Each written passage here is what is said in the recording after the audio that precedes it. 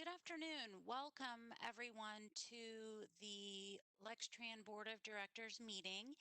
It is June 17th, just a minute or so after 3 p.m., and we are here for our monthly board meeting.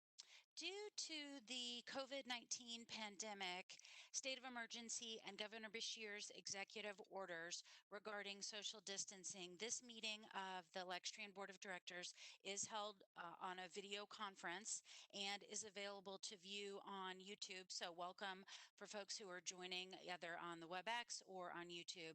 And this is also pursuant to Senate 150, signed by the governor on March 30th, and Attorney General Opinion 20-05. In accordance with KRS 61.826, we weren't able to feasibly offer a physical location or primary location for this meeting. So welcome everybody. Thank you for being here. If you have any technical issues, we do have Alan Jones' email is on the meeting instructions and are shown here on the first page of the meeting packet. Oh, we have a few people who are maybe going to join late.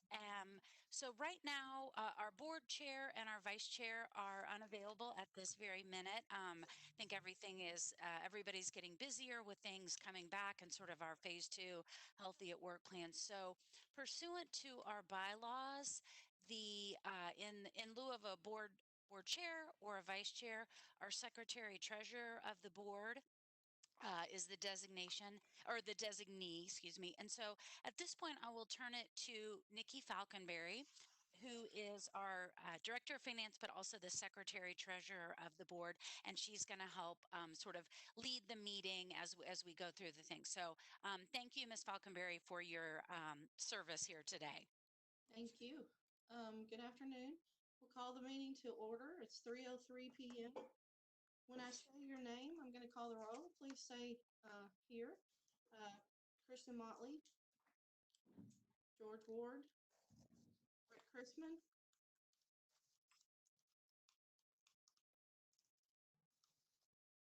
I see Rick. I think he's on mute. Peggy Henson. Here. Joe Smith. Adrian Tacker. Here. Eli Haddad. Here. Marcy Kruger Sidebottom. Here. And Cindy Effinger, she's the attorney designee here for Ann Tyler Morgan. I believe I saw her. I'm here. Thank you. Okay. Do we have any public comment today?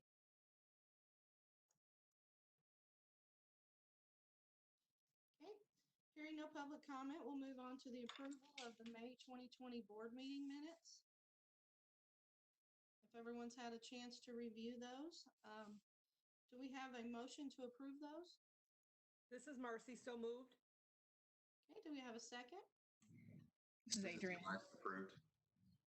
Second, sorry. Okay, all in favor, give me a thumbs up, please. Aye. Aye. Okay, thank you. And we have no chair's report today, and I'm going to turn it over to Jill for the Lextran monthly performance report.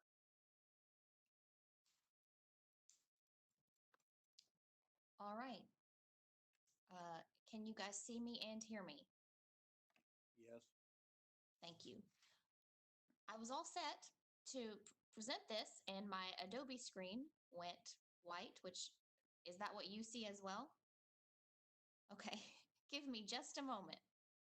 While this is Carrie, while Jill is working through the technical difficulties, which may be sort of are the new challenge of this video, Adrian, I wanted to take a minute to give my thank you to Marcy Kruger Sidebottom and Elias Haddad, who have served on the Lextran board, and their terms are ending. And I did everything I could to cajole them and sweet talk and see if we could get them to stay. But they are, taking on some different roles in our community, and I am really grateful for their service and leadership and the work that they've done to serve Lextran and our riders and our community. We have two new board members who will start next month at the July meeting. So thank you to both of you. I hope you have enjoyed your time and maybe even learned a little bit about transit and I know I've shared probably more articles about transit and different, kind of transit nerd stuff. So appreciate everything and, glad to have you for this last meeting and wish you the best. And thank you again for all your service. Yes, thank you all for your service. Thank you. Thank you. It's been my pleasure. And again, everything you do every day to keep our associates and our riders safe and mobile is really appreciated. And I've enjoyed it. It's been 5 years and it feels like it went pretty fast. But thank you all for everything you do with the management team and with everybody else through the ranks. Appreciate it. Yeah, thank you guys. It was definitely a learning experience. This is the first experience being on a board with anything, and I learned a bunch, and I really greatly appreciate it. If I wasn't moving out of town, I probably would have stuck around. But Best of luck to you with your move. thank you. All right, members of the board and other staff, can you see the presentation now? Yes. Okay, wonderful. Thank you for your patience with me. I should have known that would happen. So welcome to the June board meeting. We are going to go through the presentation of the May 2020 monthly performance report. I'll move on. As you know, we start every presentation with our mission statement. We serve people and our community with mobility solutions. Wanted to get into some ridership numbers for the last month of May. With our fixed route system, as you can see, the green bar here, so down here at the bottom, we've seen a slight uptick in our ridership, so we are pleased to report that. We had about 5,000 more riders last month, in May, rather, compared to April 2020. So we had about a 4% increase in our fixed route passengers and about a 16% increase in trips on paratransit. And again, both those numbers are compared to the previous month. We are still down compared to the previous year. We're down about 54% on the fixed route side and approximately 51% on paratransit.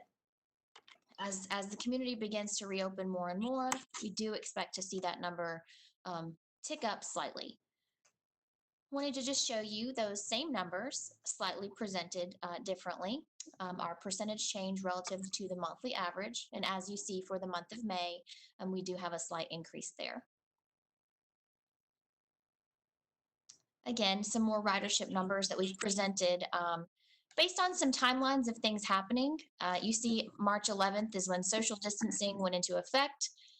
The following week, we had retail closures, daycare closures, schools, restaurants, and a corresponding reduction in our ridership. We continue to have some drops, some leveling out through late March and throughout April. The phase 1 reopening around May 11th, we began to see it creep up slightly, followed by some phase 2 numbers, and expect to see this crawl up slightly. Perhaps not a rapid increase, but we do expect this number to continue to escalate throughout the summer. And one note about that, this chart does exclude routes 14, 15, and 27. Those are routes that serve the University of Kentucky. Obviously, if we had included those, then it would look very different. Another look at some system productivity and ridership numbers. As I said before, in fixed route, we are up about 5,000 rides compared to the previous month, and about 1,300 passenger trips have increased on paratransit. We have a look at our safety numbers, had a good month there. We didn't have any preventable accidents in paratransit and had a slight increase in preventable accidents, slight improvement rather, I'm sorry about that, in our fixed route system. So pleased to report that. Always a kudos to our maintenance department who completed 100% of their preventive maintenance inspections on our revenue vehicles. Those were on schedule, and that happened to be 40 in May. It was the same number as the previous month, and sometimes those numbers are the same due to timing and mileage issues. Wanted to share a little bit of community support and partnerships. You may have seen this post on our social media or on the Salvation Army's social media, but this bus stop improvement took place. It is on New Circle Road near Bryan Station, and this is a Salvation Army family store. It's somewhat new at that location, and it is served by Route 7, which is North Limestone. That is a very high ridership route. It serves lots of people in the community, and the Salvation Army made a stop improvement, connected, basically they laid a sidewalk that connects their parking lot to the shoulder, and has the truncated domes there at the edge to help people with mobility impairments. So thank you to the Salvation Army. We always appreciate those partnerships and assistance in making stop improvements where we might not otherwise be able to do so. We received, we didn't receive any handwritten letters this past month, but we did receive a couple of commendations through our social medias. Nothing super specific, but just thanking our operators for providing service. We have some Election Day service coming up in later this month. So we've received some thank yous for that as well. And to elaborate on that a little bit, we will be providing a shuttle from our downtown transit center to the primary, I should say the only voting location in Fayette County, which is going to be at Kroger Field on June 23rd. We will be providing that shuttle for people who do need to vote in person, and those details are available on our website for anyone who might need more information. If I didn't add this to the presentation, but one other thing I wanted to mention that you may have seen in your board correspondence was that our IVR system, which stands for Interactive Voice Response, that system will be taken offline on Monday, June 29th, due to the product going end of life in terms of hardware and software support. That is a number that people can call to receive an automated recording of their next bus stop departure time. It does receive a significant number of phone calls. However, we are currently promoting other ways that people can get that same information. It's available a number of ways online, through our website, through a number of apps, including our own app, which is called MyStop, available in the Apple Store and Android. It's also available on Transit app, Google Maps, and they can also call the number, which will be transferred to our customer service department and speak to a live person who could give them similar information. Did want to touch upon that, especially for any members of the public who might be tuning in to tonight's board presentation. I did want to mention that and not gloss over that. One other thing, our on-time performance. It has been difficult over the past couple of months with offering shadow service and differences in routes, differences in traffic patterns, but our on-time performance is currently trending up for both our fixed route and our paratransit services. So pleased to report that.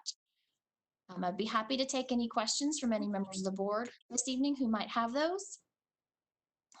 If there are no questions, I'll be happy to turn the financials over to Nikki Falkenberry, our Director of Finance. Our financials, as you can see on your screen, our cash is holding steady at this time. There are really no changes in the balance sheet that are significant for this month, but I'll be glad to answer any questions that you have about it. If not, I will move to the revenue and expenses. So I'll give you a second to see if you have any questions. Okay. Looking at our revenue and expenses, our property taxes are a little over budget. We're about 468,000 over budget, so we're very pleased with that. As Jill stated, our passenger revenue is obviously down due to the not collecting fares during the pandemic. Our federal funds and have all come in for our budgeted amount, and our state funds were a little bit more than budgeted. I think we looked at those back in February when we received those. We are running pretty close with wages and overtime. We've kept everyone busy with work, so we're pleased with that. We're running under budget in professional services. Um, as I've mentioned for the last couple of months, there were some things that we had planned to do for maintenance and for engine rebuilds that we were not able to do at this time. So we will see that under budget amount.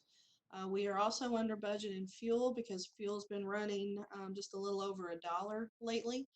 And our paratransit expenses, of course, ridership was down. I think Jill said 51%. So that has caused the savings on the Lextran side for that service. We've also had a savings in van pool because some of the van pool employees were working from home. So we had a reduction in that also. Everything else is about the same. We're continuing to be under budget and everything looks good for the fiscal year. I would make a note that the financials that you see next month for June will be a draft version that will be an unaudited version, and then you will see the final of those when we review the audit later on in the fall. So I'll be glad to answer any questions that you have. Have we not drawn down or earned any of that $13 million grant? No, not yet. We will do that this month before June 30th. How much do you think we'll be able to draw down before June 30th? I'm estimating between, because we can draw from January 20th through June, and plus some PPE costs. So I'm expecting probably around 800 to 900,000 for this first draw. And how long do we have to earn that grant? 12 What's- months or? It's based on reimbursable basis, and there's no end date to it. It's based on our Okay. expenses. So Okay. they've estimated that it would probably take at least 3 years for people to spend out the grant, but that's just a minimum. There's actually no expiration date. And everything else being equal, it'll probably end up in the form of cash on our balance sheet. Correct. Yeah. Correct. Okay. Are there any other questions? If not, I will turn it over to Carrie for the presentation, Imagine Nicholasville Road. Thank you. Thank you for the update on the financials and the monthly performance report. We have a guest with us today, Tim Reynolds from WSP, and we've had some presentations from the architecture engineering firm WSP previously, and Tim Reynolds and a prior iteration of that firm worked on our comprehensive operations analysis that was undertaken back in 2015. So Tim Reynolds is, familiar with Lextran and familiar with some of the work that we do here. And WSP was hired by the Lexington area MPO or LAMPO and to work on Imagine Nicholasville Road. And LAMPO, some representatives from LAMPO presented to this board a few months back on the project. So I'll do just a quick recap. Imagine Nicholasville Road is a coordinated land use transportation plan for Nicholasville Road. As many of you know, there are many challenges on Nicholasville Road, both for vehicles, bicycles, pedestrians, businesses, people, cars, everything. So it's certainly it is the lifeblood of Lexington. It's a main thoroughfare, and the general purpose of the study is to see what improvements can be made both to land use and transportation as those pieces, are complements, coordinated work, work hand in hand or don't work hand in hand and cross some of the challenges. So Fred Combs is our project manager on this, and I think he'll do a little bit of a wrap up at the end. But right now, I will turn it over to Mr. Tim Reynolds. Thank you so much. Thank you, Carrie. I just wanted to confirm that you can hear me and see the presentation. Then we are good to go. Yep. Again, Yes. very much appreciate the opportunity, Carrie, to discuss where we are with this project, to give you a little bit of an overview. I know you have had some information in the past, but we're at about the midway point of the project, and we're making some good progress despite what's going on in the world. Things still go on. We had a brief lull when our client, Lexington Fayette Urban County Government, kind of went silent for a while, and that was as directed, but we came back roaring. And there's been a lot of pent up interest from the community to make sure that, yes, this project is still underway and is on schedule. The entire project, as Carrie was alerting to, it's as much of a land use project as it is a transportation and transit project. It's an outgrowth of the recent regional comprehensive land use plan called Imagine Lexington. And that sort of allowed us to brand this project Imagine Nicholasville Road. That project identified, as Carrie was describing, that everyone acknowledges if there's a major corridor in Lexington Fayette County, it is Nicholasville Road. Downtown UK, the hospitals, the mall, the shopping centers, residential, you name it, it's there on that corridor. It's also served by Lextrans outside of the UK service, top route, with which pretty good frequent service as well. In terms of the project purpose and background, one of the things that everyone's identified is that, Nicholasville Road has its problems. It's not always a pleasant thing to be on, but a lot of people have to take it to get from A to B. And things are going to change. There's continued growth. There's a lot of pressures within the urban growth boundary to, say, have a little bit more density or intensify the uses along some of the major corridors within the city of Lexington and Fayette County. So the challenge here is to identify strategies to respond to, the inevitable changes that are going to that continue to happen along this corridor. Again, what about housing? There's a lot of demand for housing. Is this an opportunity to introduce more affordable housing? How do we create a more pedestrian and transit-oriented street to move people more efficiently? As you all know, being on the board of a transit agency, is that a street has to be transit friendly for people to take transit. And being able to walk to and from the bus is critical. And if those facilities aren't there for pedestrians or cyclists or whatever, then people are going to have problems actually accessing bus transit service. So, and that's among the deficiencies of this corridor. It is that many sections of it, particularly toward the south, cannot be described as pedestrian or transit friendly. I'm going to go through briefly. I'm not going to read everything on the slides, but in terms of the project approach, we have about an 11 task scope of work. And typically these things start off with an existing conditions review. But even prior to that, we had a project kickoff. Technically, internally, with a stakeholder committee, we started this project right around Thanksgiving of last year. And our kickoff session was courtesy Lextran. And just want to restate our appreciation for Fred working with your organization to provide a bus and a driver, where we had almost a full bus load touring the corridor from downtown all the way to the southern location. And that proved to be an invaluable event, both for everyone to get to know each other, from the consultant team to, all the stakeholders, including Lextran and Lexington and Fayette County, but also to have a good on the ground, boots on the ground discussion of, what are the issues up and down the corridor, whether it's transit or traffic or the layout of the street or urban development, and what the future might be. So again, thanks again. I'm deeply appreciative that we had that resource that Lextran provided. When we look at existing conditions, we compile, and we have been compiling a lot of data, as well as data of what's been going on in the corridor, as well as what are the projections for the future. One of the first things we look at is what the traffic situation is. No one ever, when you see the color red, that's not necessarily a good thing. And that from New Circle Road to the south, that conditions are pretty poor. They're not great north of that point, but they do vary by segment, and they vary by time of day as well. And I'm not going to show everything we have, that's a report form, but when you look at the projections for the future, things are going to continue to grow and continue to grow even more congested. When we look at a safety point of view, this is really the key to looking at, how a roadway is designed. And you can see that first bubble there at, almost 24% of crashes occur during the evening rush hour. That's a more intense environment because not only do you have people coming back from work, but you have that mix of people coming back from shopping or coming back from school. Where do those accidents occur? Almost always at intersections. And you can see on this map where the hotspots are.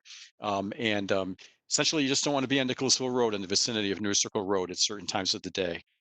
It's a tough, scary place and not an easy place for buses to maneuver as well. When you pull out from a bus stop, say at Southland Center, and have to get out of the way because a lot of cars are trying to get onto New Circle Road in the right-hand lane.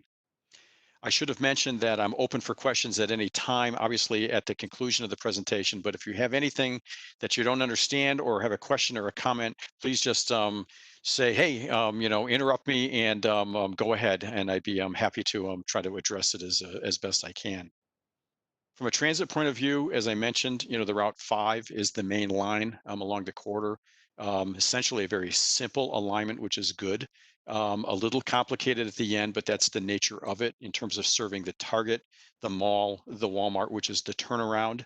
No layover at the end of the line. Lextran schedules is layover at the downtown transit center. And then the other colors show that, it's not just the Route 5, but there are other routes that either cross or intersect with the Route 5. So looking at those transfer points is also an important aspect of what we are taking a look at in the corridor. From a pedestrian point of view, I already mentioned that it's cannot be considered, particularly the southern end, pedestrian friendly. And again, where you see the red, that's never a good thing. And there are sections of lower Nicholasville Road, US 27, that have no, well, the euphemism, pedestrian facilities. In other words, they just don't have sidewalks down there. And where there are no sidewalks, it's hard for people to access transit. Case study review, one of the important aspects of this project is to look at, well, whether it's bus rapid transit as an idea, and that's been in the planning process in Lexington for quite some time, some ideas, or looking at some complete streets concepts, and that's taking a look at how do you design or redesign a street so that it moves people and not just moves cars. And becomes more pedestrian and cyclist friendly, as well as more development friendly as well. So we've developed a number of case studies for transit and for complete streets, and also some examples of where transit has had an impact on what we call transit-oriented development or station-oriented development. And these are also online on the website. I'll show you that in a moment. One of the examples that we've been turning to is not too far from Lexington. It's up in Indianapolis, which is the nation's newest full-scale bus rapid transit line. They call it the Red Line. This is at probably a higher level of anything that might be considered or implemented in Lexington. Just the nature of the street system, the street layout. Indianapolis being, relatively flat with those very wide, broad streets. You can do certain things that you can't do in a city such as Lexington. However, it does provide a lot of good examples of how did they get to the point of developing? What was their rationale? What were some of their issues working with the neighborhood and stakeholders? What about operations? How did they make it fit within the streets? What about safety? And to that end, just yesterday with our stakeholder group, there was a time when we thought that we were going to be taking folks up to Indianapolis, but obviously those days are gone for at least a little while.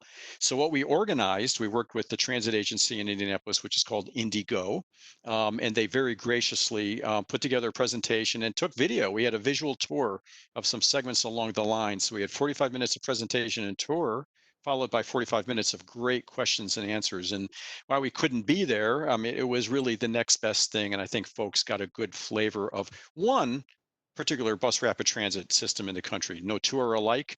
And what happens in Indianapolis may not be applicable directly to Lexington, but still it provides a lot of good lessons learned. Again, looking also at case studies in terms of transit-oriented development, looking at some complete street applications. And then we get into, task 3, which really permeates the entire process, which is public and stakeholder engagement.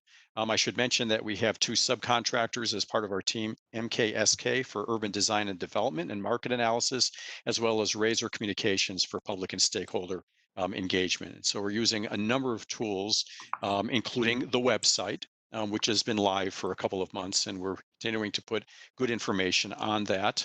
And we had a kickoff meeting on March 4th. It was interesting to look, Jill, at your time frame showing the graph with the bus ridership, that social distancing began on March 11th.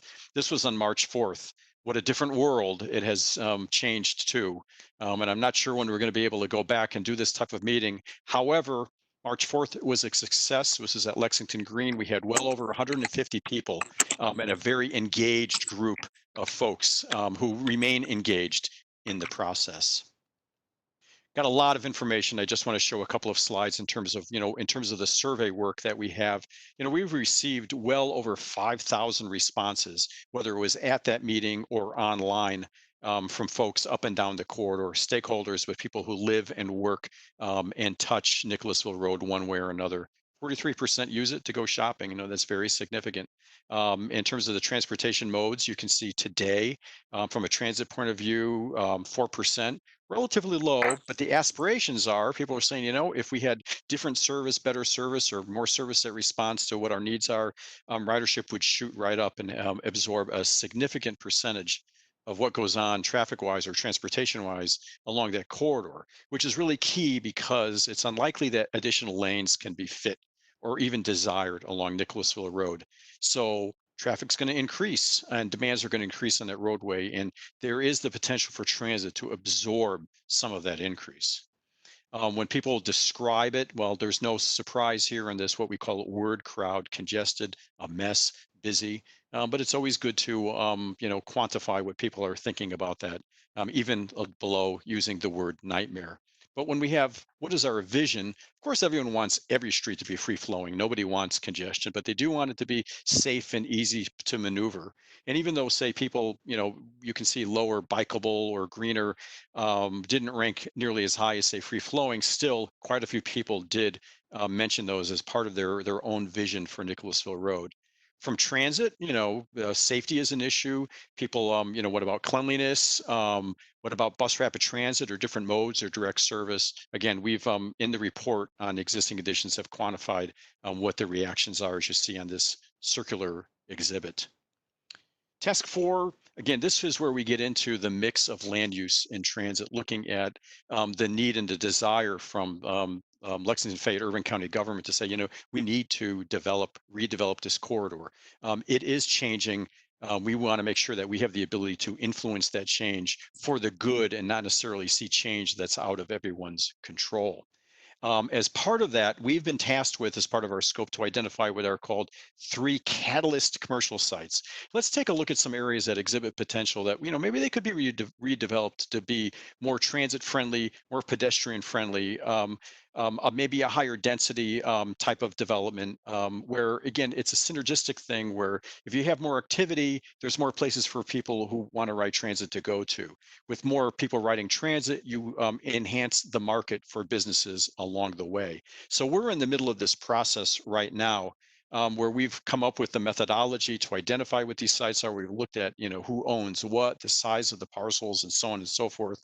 And working with the stakeholders, considered a bunch of sites up and down the corridor, but have ended up with 3 that we're zeroing in on: South Park and Crossroads Shopping Center combined, Fayette Mall and the adjacent plaza at Fayette Mall. I think everybody has a sense of, even before COVID, that the retail market has been changing significantly in the last several years, particularly as they relate to shopping malls. And the current situation is probably going to accelerate that evolution of what those type of facilities are.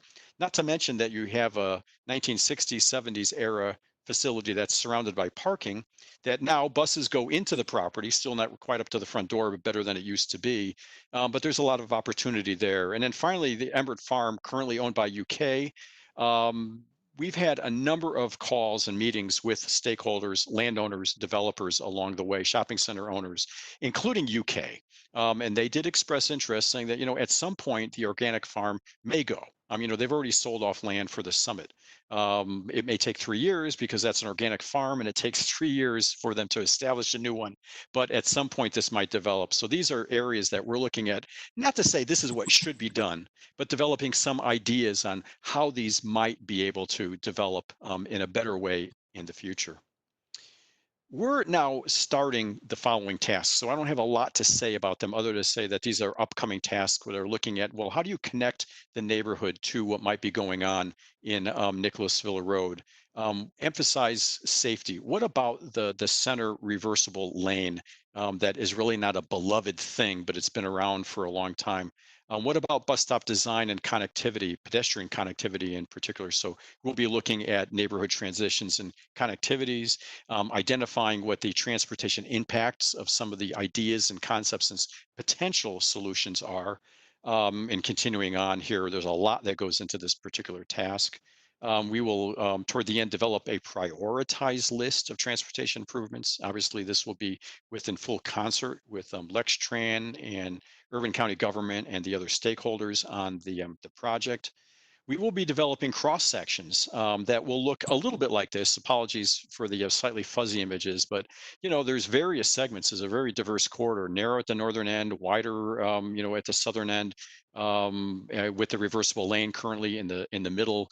What might those cross sections look like, and how can they accommodate whether it's today's transit or even the possibility in the future of some level of bus rapid transit? Nothing will happen without looking at what are the regulations to make things happen, whether it's zoning or overlays and such. So our firm MKSK will be taking a good look at those and recommending some modifications to various regulations for the consideration of our client. And finally, identifying innovative strategies to implement these plans. And a lot of that goes back to, some of these catalyst sites and redevelopment possibilities and potentials. Again, it is all about not saying you must do this to improve the corridor, but here are some ideas. Here's the vision for the corridor that the stakeholders and others and residents have reached consensus for to move forward so that it can control change and not necessarily see things happen without community input. Here's our schedule. As I mentioned, we're about halfway through. We had our public meeting, a lot of input. We'll continue to do that. We're at about done with the data collection aspect. We see the little horse logo here. Well, we wish, but in any event, as we move into the summer, we're going to be starting to develop concepts for transit, for the layout of the roadway, for pedestrian connections, and some development ideas and concepts for those catalyst sites.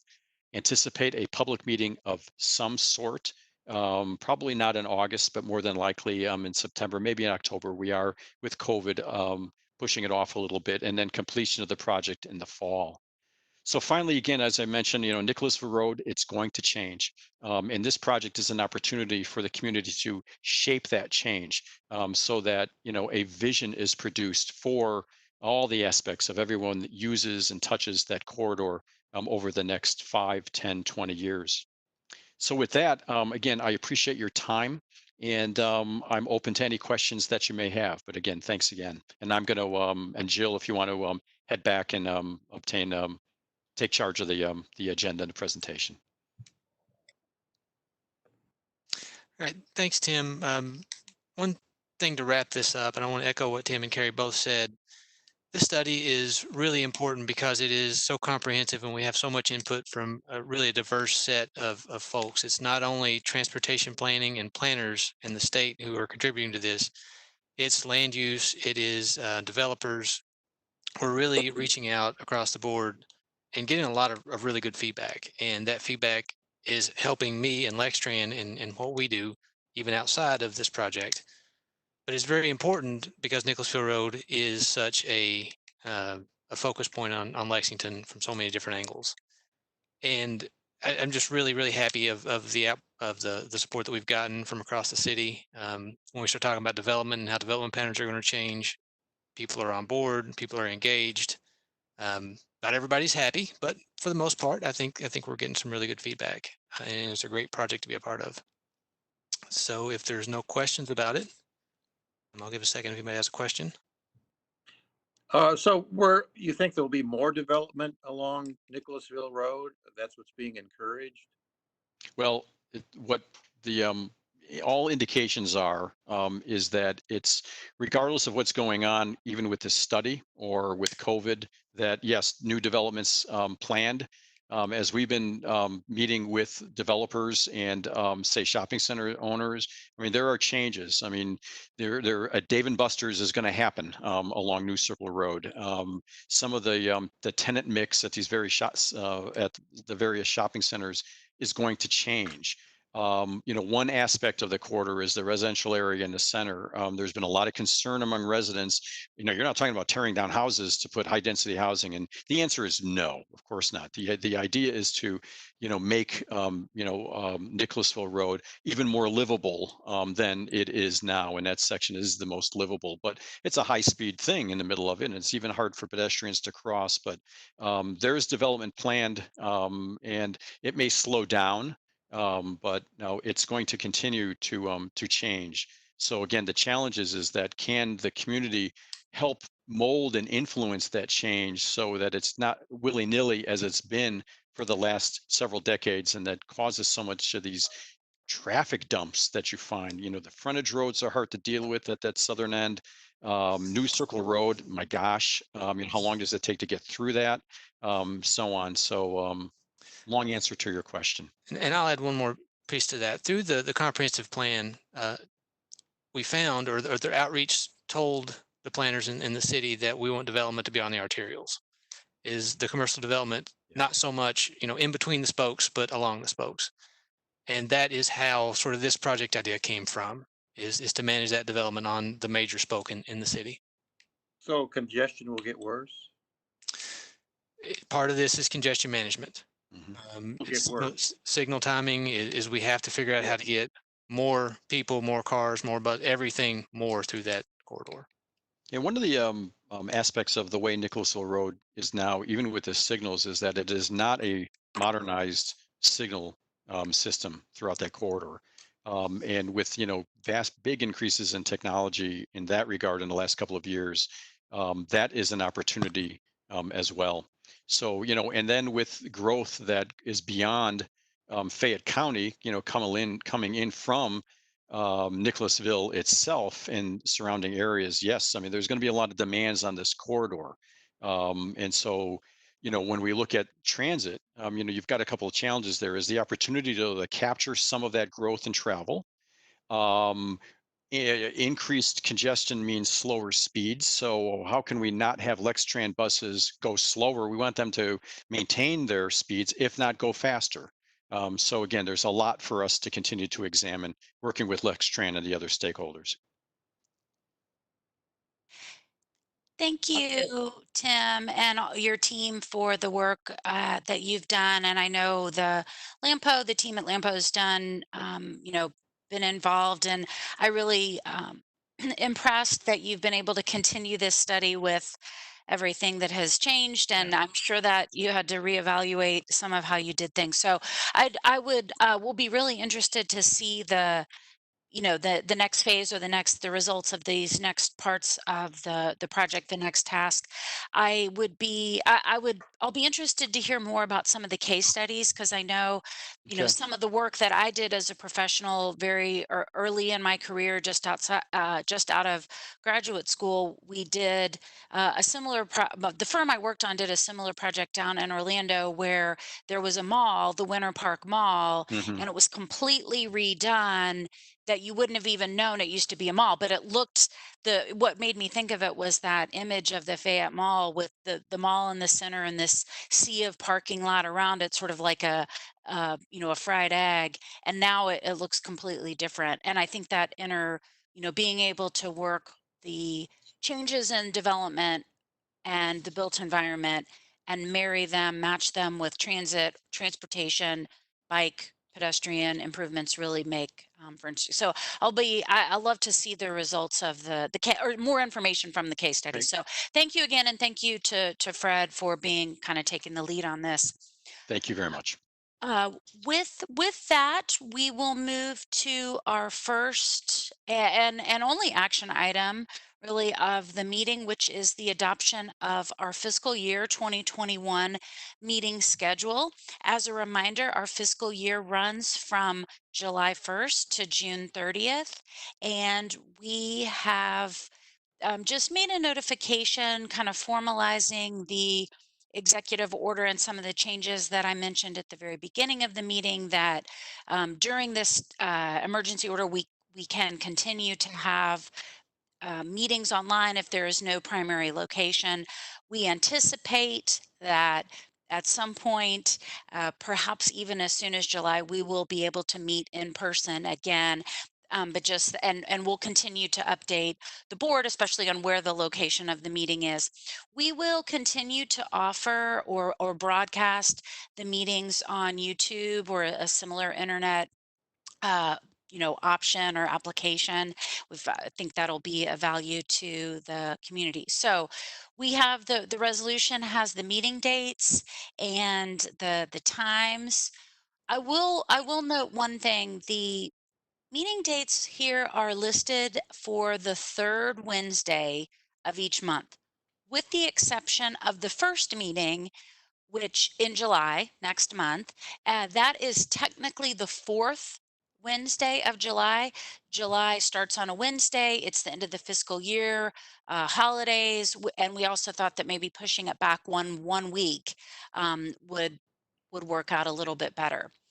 So I know we've had some exchanges with the board to make sure that these dates work for everybody, but I'm happy to entertain any questions if there are. If not, I will turn it back to Ms. Falconberry to sort of make the call and the motion. Thank you.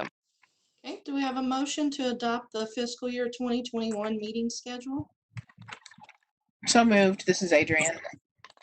Thank you, Adrian. Do we have a second? Second, this is Eli. Thank you, Eli. All in favor, thumbs up. Aye. Aye. Aye. Okay, looks like everyone. Great, thank you. The next item, we do not have any change orders this month, and I have an update for some old business. This is exciting. We are working on the sort of first draft or agreement with Greyhound, and are looking to have Greyhound have their ticket office and their location for transfers here in Lexington at the transit center.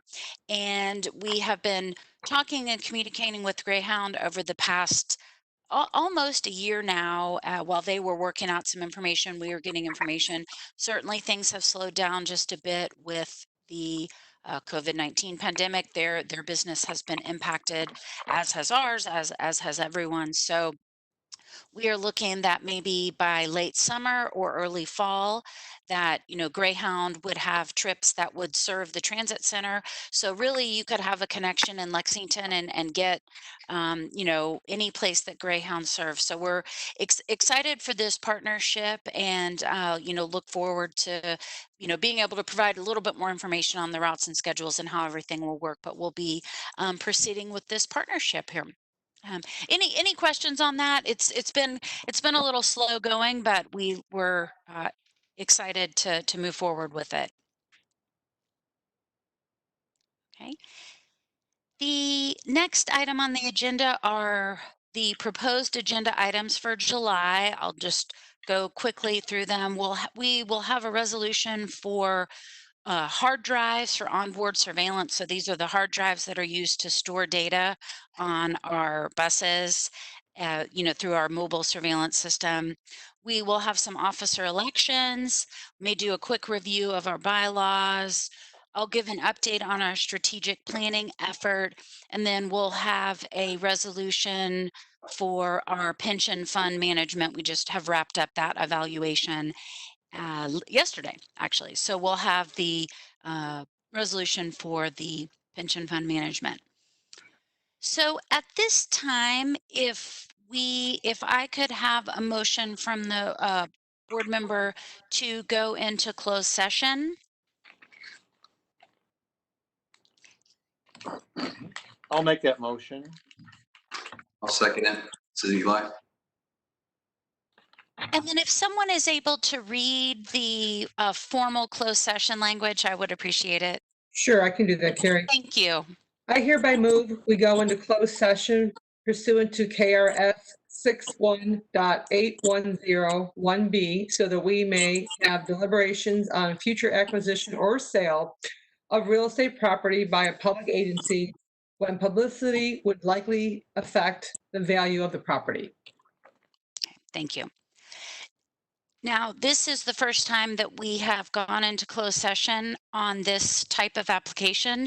So I will defer to Fred Combs and Alan Jones on when we are officially in closed session. Thank you. Give us one moment. Okay, thank you. So mute or take a breather while we figure out the technical status.